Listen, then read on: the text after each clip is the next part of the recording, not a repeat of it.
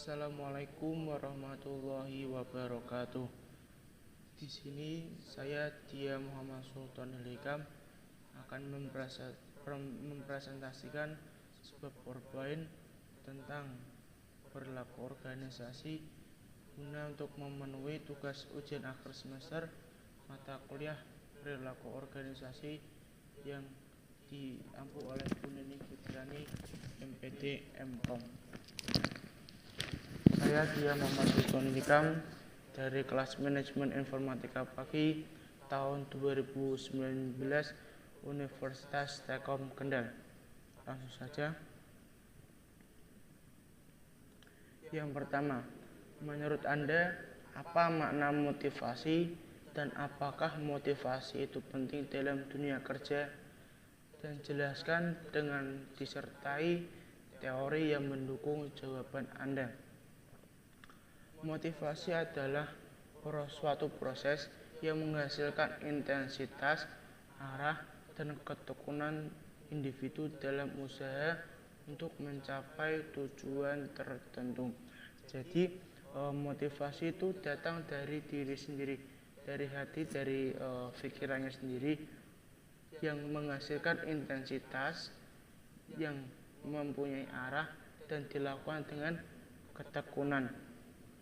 Di sini intensitas adalah seberapa besar usaha yang dilakukan oleh seseorang tersebut. Jadi seberapa kuat motivasi yang dimiliki oleh orang tersebut dalam mencapai tujuannya. Terus yang kedua ada arah. Arah adalah kemana motivasi itu akan berjalan atau kemanakah atau dimana tujuan yang akan dicapai oleh seseorang tersebut. Jadi motivasi itu pasti mempunyai arah dan tujuannya masing-masing sesuai dengan rencana yang telah ditentukan. Selanjutnya ada ketekunan. Ketekunan adalah seberapa fokus, seberapa tekun seseorang dalam menjalani proses dalam mencapai tujuan tersebut yang ia inginkan. Semakin besar ketekunan atau fokusnya seseorang dalam mencapai tujuannya, maka dalam waktu singkat orang tersebut akan mencapai tujuannya dengan waktu yang cukup singkat, berbanding terbalik dengan orang yang malas dengan apa yang ingin ia capai. Semisal si A mempunyai tujuan ingin menjadi dosen. Nah, si A itu tekun, dia belajar, dia mencari referensi dari buku-buku, dia tekun dalam belajar mendapatkan nilai yang bagus. Maka dalam waktu yang normal ia akan cepat menjadi seorang dosen, berbanding terbalik dengan si B. Si B ingin menjadi dosen, namun dia malas untuk belajar, malah mencari referensi dan lain-lain. Mungkin dia bisa menjadi seorang dosen, namun dia dalam proses menuju untuk menjadi dosennya akan sedikit terhambat karena dia tidak tekun dalam menjalani proses untuk menjadi seorang dosen. Terus jelaskan dengan disertai teori yang mendukung jawaban Anda. Ini teori yang saya ambil dari menurut Weiner dan menurut Uno. Menurut Weiner pada tahun 1990, pengertian motivasi adalah kondisi internal yang membangkitkan kita untuk bertindak, mendorong kita mencapai tujuan tertentu, dan membuat kita tetap tertarik dalam kegiatan tertentu. Jadi menurut Weiner, motivasi adalah kondisi internal atau kondisi dari diri sendiri yang membangkitkan kita untuk bertindak. Jadi ada dorongan dari diri kita untuk melakukan sesuatu, bertindak dalam proses untuk mencapai tujuan yang kita inginkan. Terus mendorong kita mencapai tujuan tertentu. Ini sama dari kita menjadi ada dorongan dari dalam hati, ada dorongan kita untuk saya ingin jadi dosen, saya harus belajar, harus cari referensi dan lain-lain, dan membuat kita untuk agar tetap tertarik dalam kegiatan tertentu. Jadi motivasi akan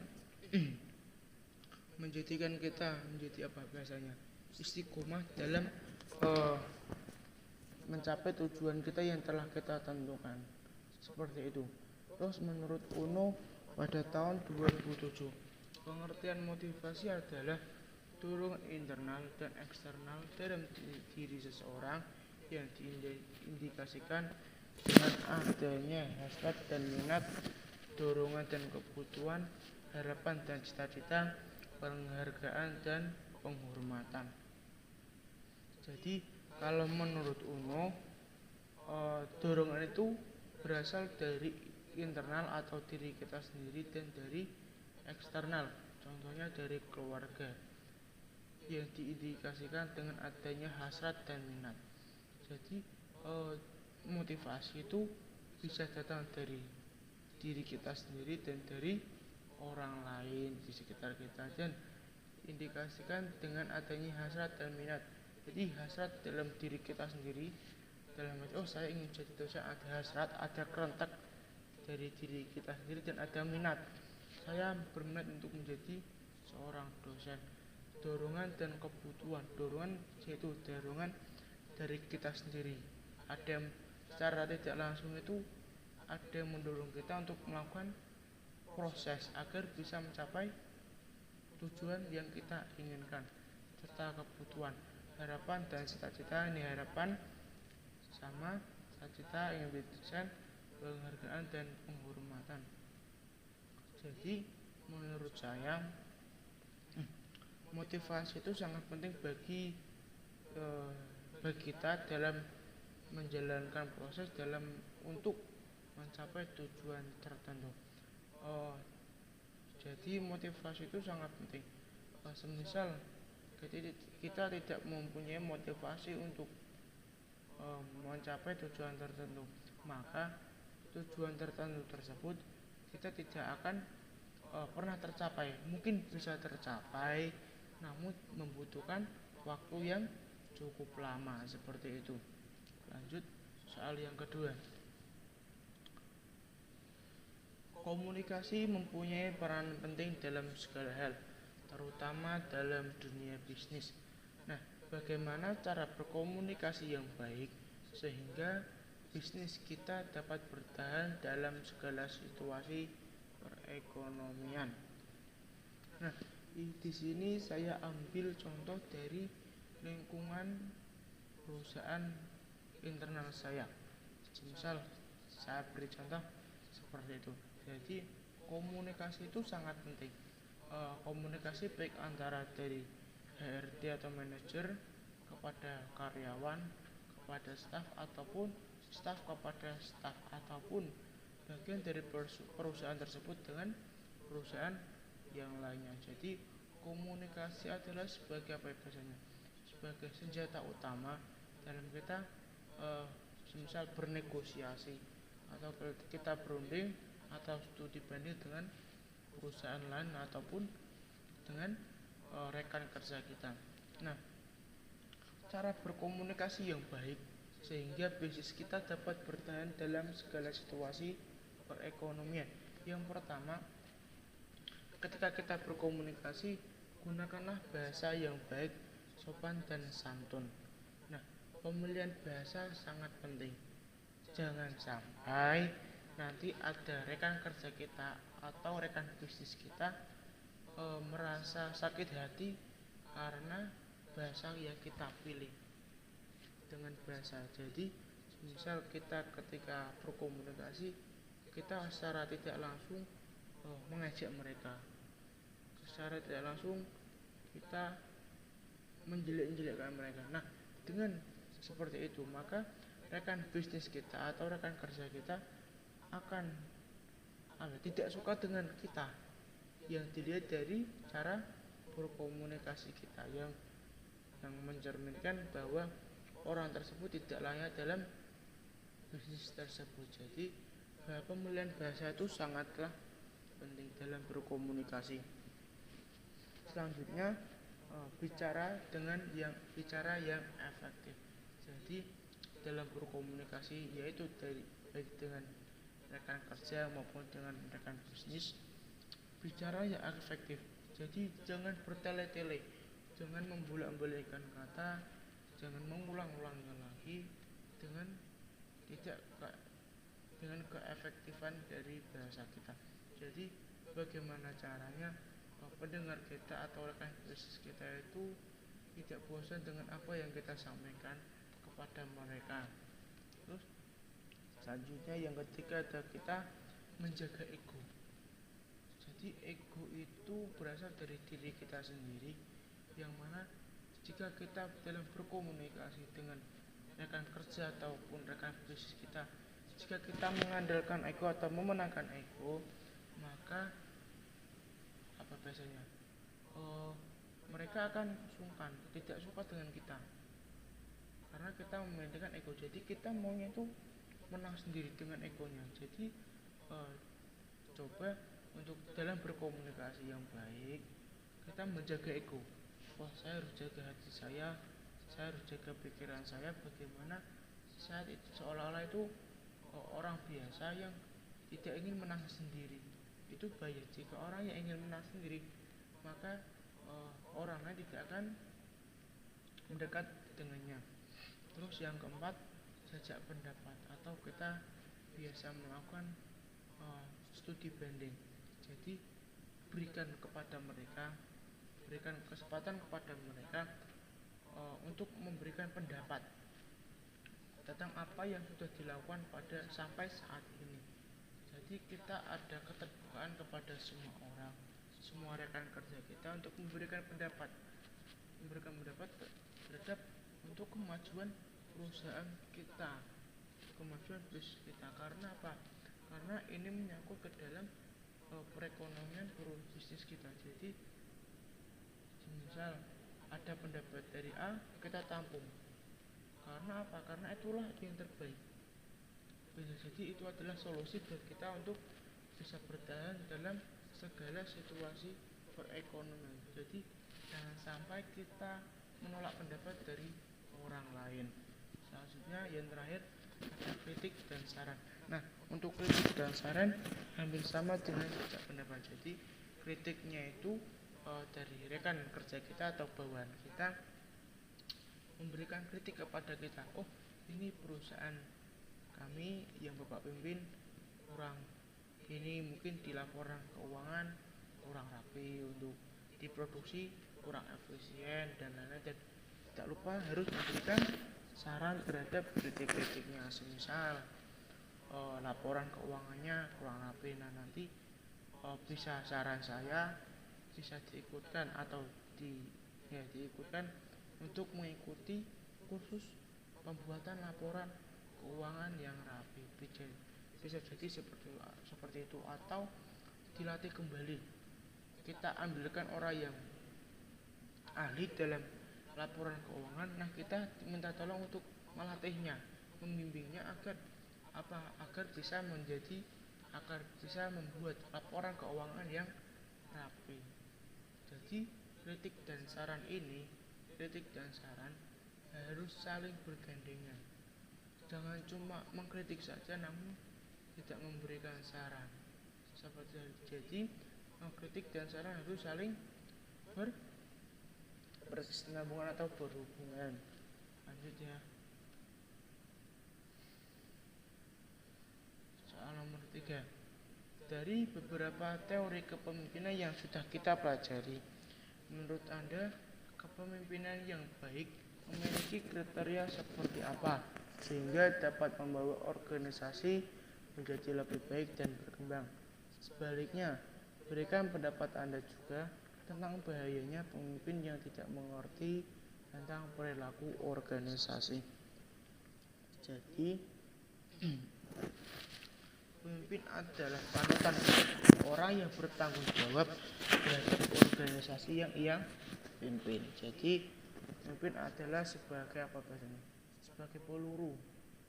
Jadi dia ada di depan yang menentukan arahnya, dia yang memberi keputusan terhadap apa yang ingin ia jalani. Jadi kepemimpinan itu sangat penting bagi seorang kepemimpinan. Seorang pemimpin perlu mempunyai ilmu tentang pimpinan, yaitu ilmu kepemimpinan. Jadi itu sangat penting bagi seorang pemimpin. Makanya semua yang kita lihat bahwa pemimpin itu mesti punya nilai tersendiri, punya ilmunya.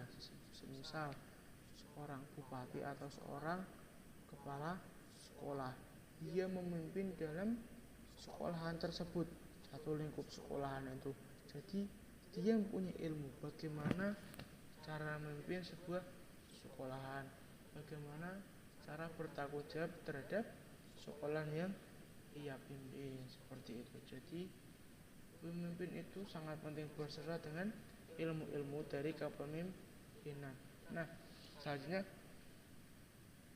menurut Anda kepemimpinan yang baik memiliki kriteria seperti apa sehingga dapat membawa organisasi menjadi lebih baik dan berkembang? Nah, di sini saya sudah menuliskan ada beberapa kriteria yang wajib atau harus dimiliki oleh seorang pemimpin organisasi atau bisnis. Yang pertama, seorang pemimpin harus mempunyai integritas yang tinggi. Apa itu integritas? Integritas adalah kejujuran dari diri sendiri yang tinggi. Jadi pemimpin itu harus mempunyai sifat jujur, positif. Nah, bayangkan saja seorang pemimpin itu tidak mempunyai integritas, tidak mempunyai kejujuran, maka dalam menjalani sebuah proses itu nantinya akan banyak sekali kendala yang dihasilkan akibat dari tidak adanya kejujuran yang ia miliki. Seperti jadi, semisal seorang pemimpin berkata bahwa ini saya sudah menandatangani proposal ini, padahal belum terjadi. Nantinya untuk keesokan harinya proposal tersebut akan terkendala. Maaf, lagi batuk kondisinya. Maaf.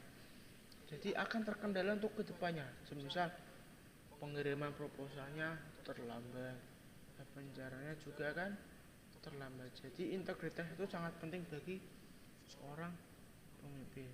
Jadi pemimpin yang punya integritas, prosesnya itu akan lancar, biasanya akan lancar karena tidak ada yang ditutupi olehnya.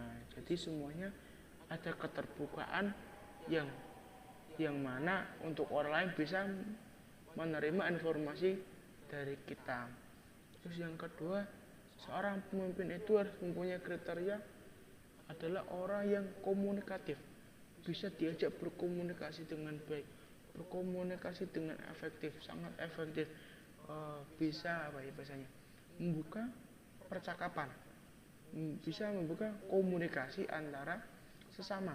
Jadi pemimpin itu adalah orang yang bahasanya, kalau bahasanya itu cerewet, bahasa kasar itu cerewet, yaitu yang ngomong terus, yang bicara terus tentang apa yang ia lakukan. Jadi pemimpin itu tidak pendiam, tidak boleh insecure dengan apa yang ia miliki. Semisal saya jadi pemimpin tapi saya pemalu, saya malu untuk berbicara di depan umum, itu adalah tanda orang yang tidak mempunyai jiwa kepemimpinan. Jadi seorang pemimpin harus komunikatif, bisa untuk berani untuk berbicara di depan umum, di depan orang lain, pandai berbicara, pandai berkomunikasi dengan orang lain dengan masih menggunakan tata krama dan sopan santun dalam berbahasa, dalam berkomunikasi. Selanjutnya, ada seorang pemimpin itu harus menginspirasi, baik menginspirasi dari sesama ataupun dari kepada orang lain. Jadi seorang pemimpin itu menjadi inspirator bagi orang. Misal dalam organisasi OSIS. Ya, organisasi OSIS itu terkenal dengan kerapian. Jadi pemimpin itu semisal dia rapi, memakai sepatu hitam polos, kaos kaki panjang, baju, sepatu, terus sama celana rapi, bersih, klimis, rambutnya tertata rapi, wajahnya good looking seperti itu. Jadi itu akan menginspirasi secara tidak langsung, akan menginspirasi dari teman-temannya. Oh, pemimpin saya itu rajin, pakaiannya rapi, klimis, oh berpakaian itu rapi lah, bersih gitu. Nah, itu adalah kriteria seorang pemimpin yang menginspirasi dari sesama temannya ataupun dari orang lain seperti itu. Terus selanjutnya adalah pengambilan keputusan.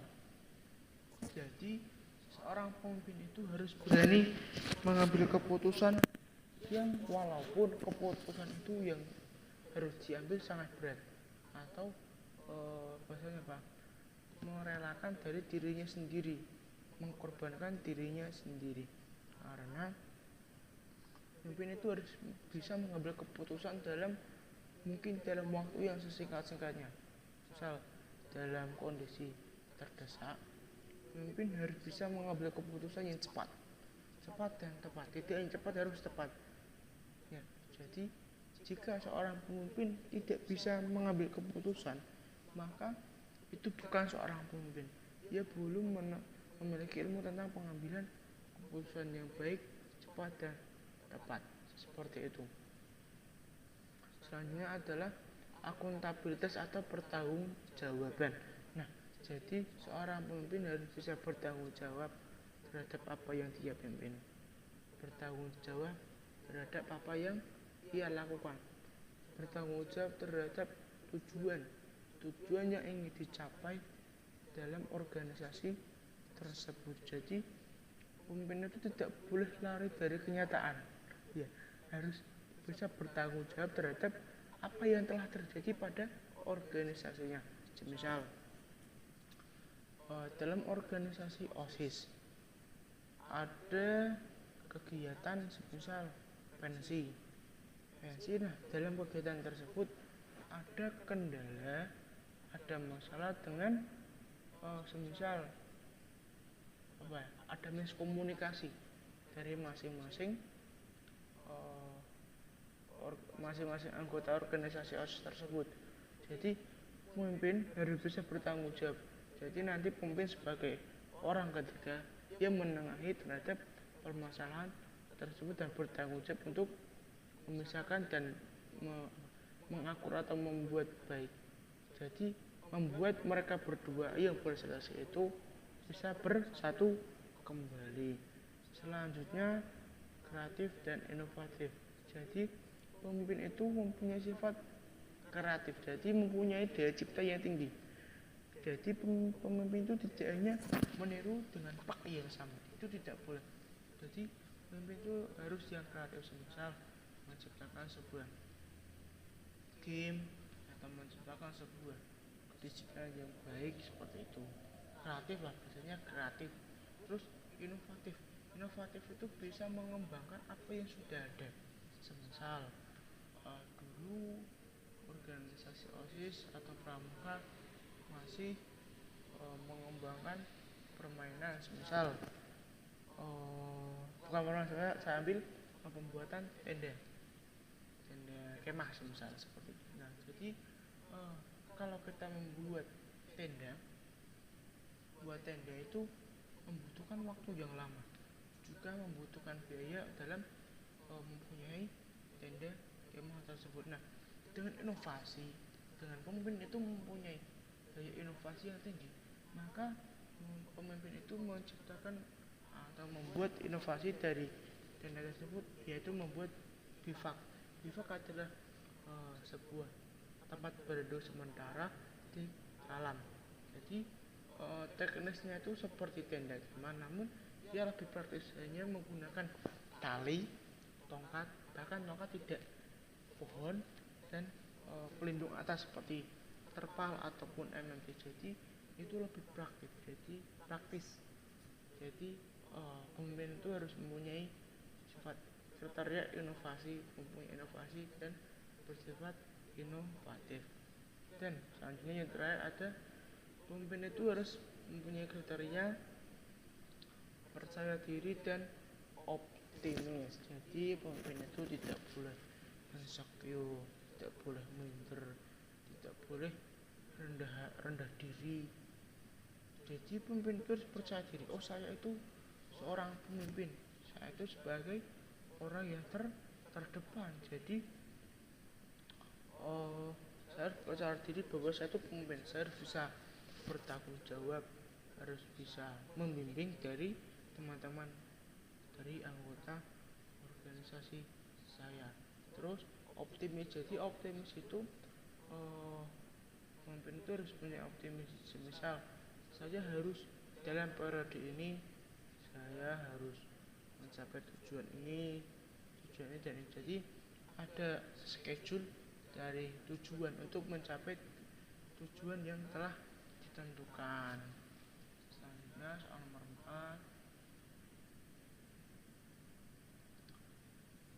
4. Dalam sebuah organisasi, terutama organisasi bisnis, ada kalanya terjadi stres di kalangan pegawai yang dapat menimbulkan banyak masalah, baik masalah antar personal maupun antar divisi.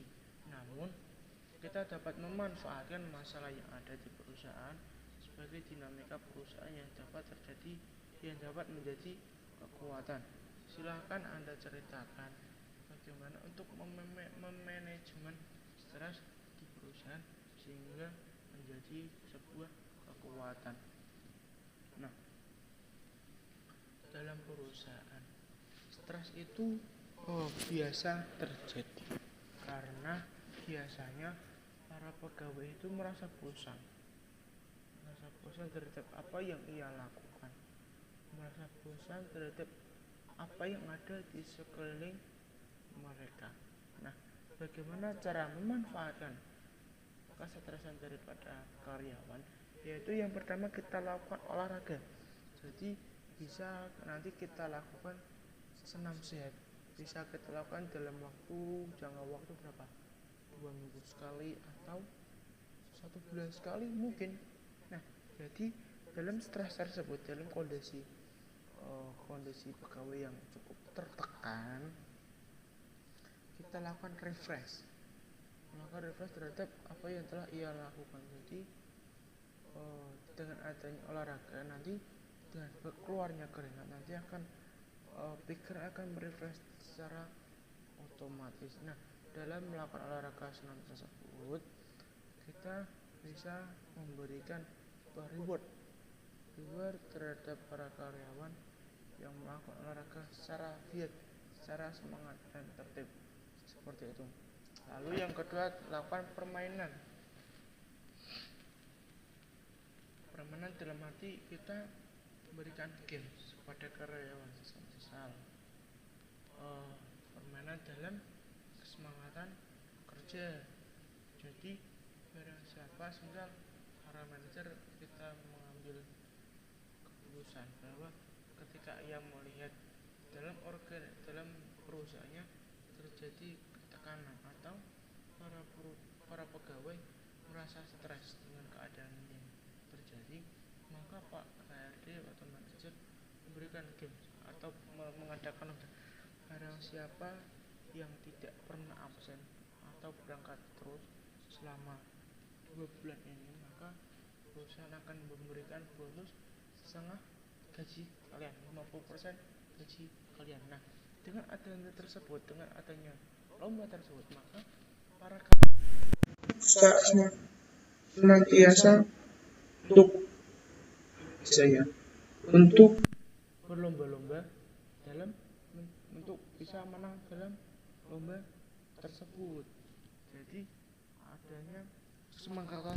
Jadi semangat kerja itu akan timbul lagi seperti itu. Lanjut, berikan jaminan kerja pada mereka. Jadi jaminan kerja seperti BPJS kesehatan, BPJS keluarga, BPJS ketenaga kerjaan, dan jaminan hari tua atau pensiun. Jadi jam kerja itu bisa menenangkan karyawan ketika mereka mengalami stres dalam bekerja. Terus pengambilan keputusan. Jadi dalam kondisi stres, pengambilan keputusan itu sangat penting bagi seorang HRD karena keputusan itu dapat merubah sifat dari para pegawainya. Yang kelima, lakukan evaluasi terhadap diri sendiri dan kepada orang lain. Jadi evaluasi itu sangat penting. Jadi evaluasi adalah dari nilai ukur kita, bisa mengukur nilai-nilai kita yang selama ini kita lakukan dalam perusahaan tersebut. Jadi evaluasi sangat penting.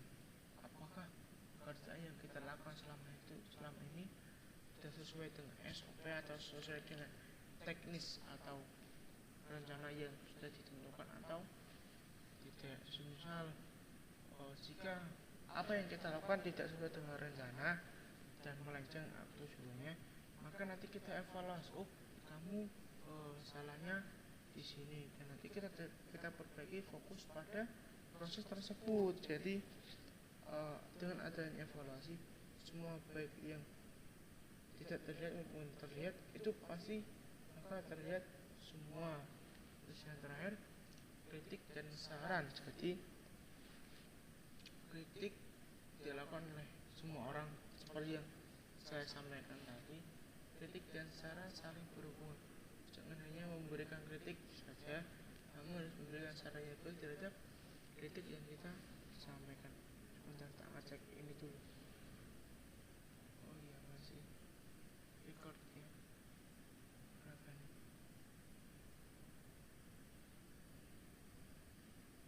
Setengah jam.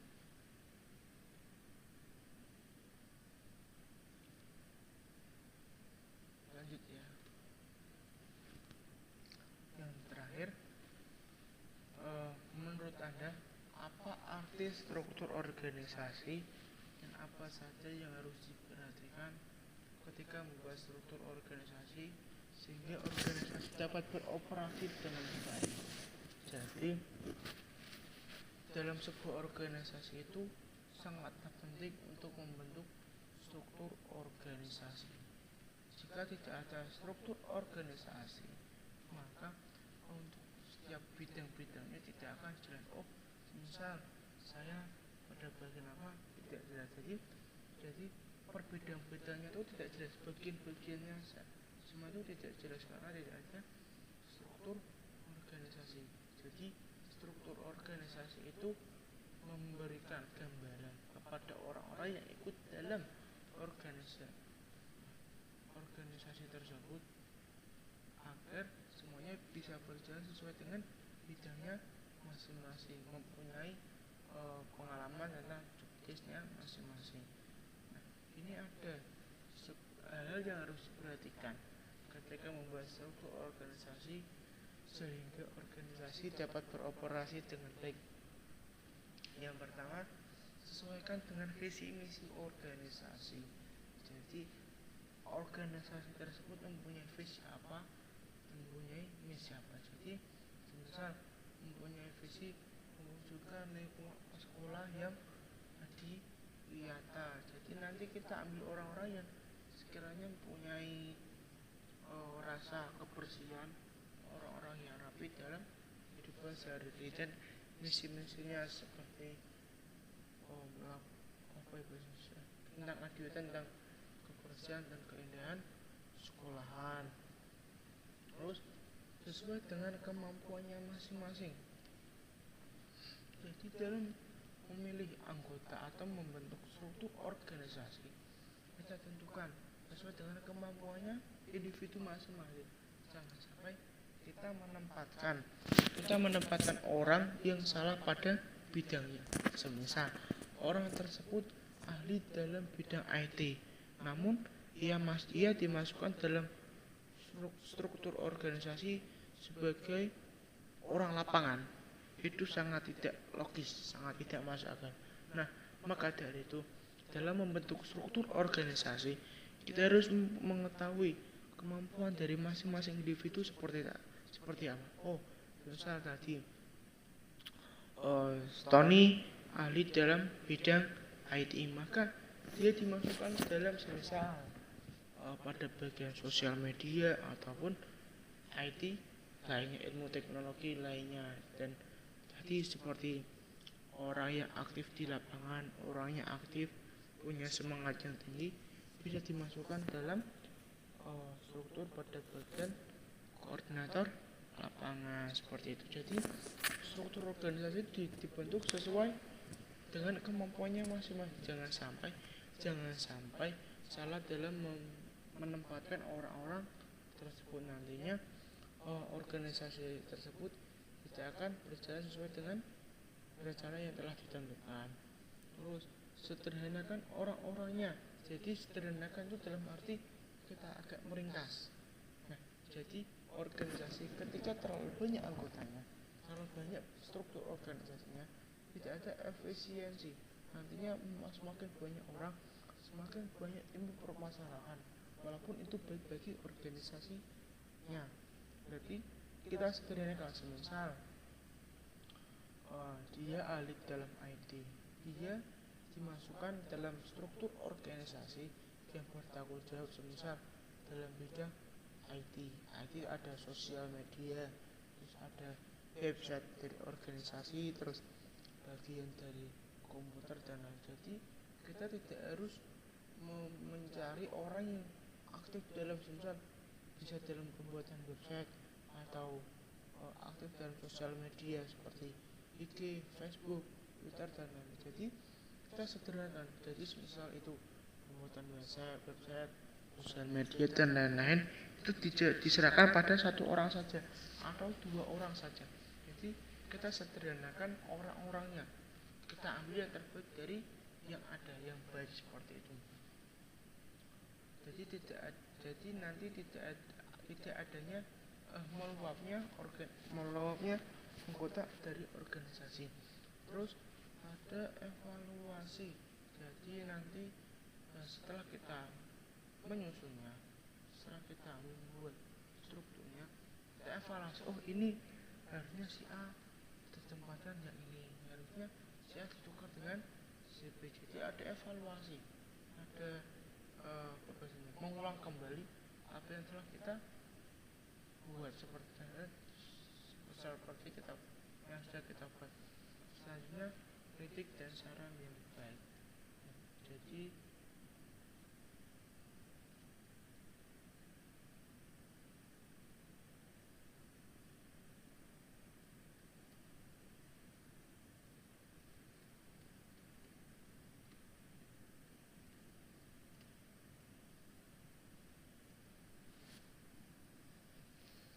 kritik saran yang begini apa seperti yang tadi jaga ego. Jadi dalam membentuk struktur organisasi, kita harus menjaga ego dari diri kita masing-masing. Jangan sampai ego kita mengalahkan yang lain. Jadi kita tahan ego kita karena apa? Karena ini adalah sebuah organisasi. Organisasi itu terdiri dari banyak orang yang mempunyai latar belakang yang berbeda-beda, mempunyai ego yang berbeda-beda pula.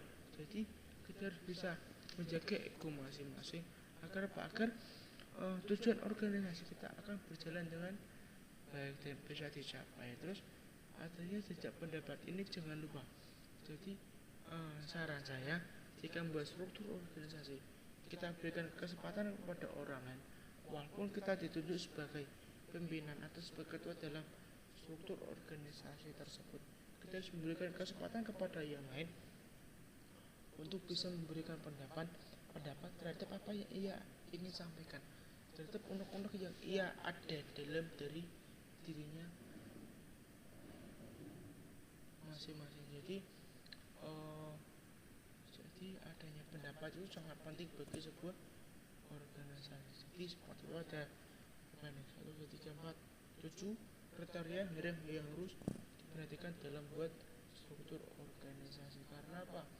Struktur ini sangat penting bagi dalam kelancaran sebuah organisasi karena Orang yang ada di dalam organisasi tersebut adalah orang yang menjalankan proses atau kegiatan-kegiatan yang ada dalam organisasi tersebut.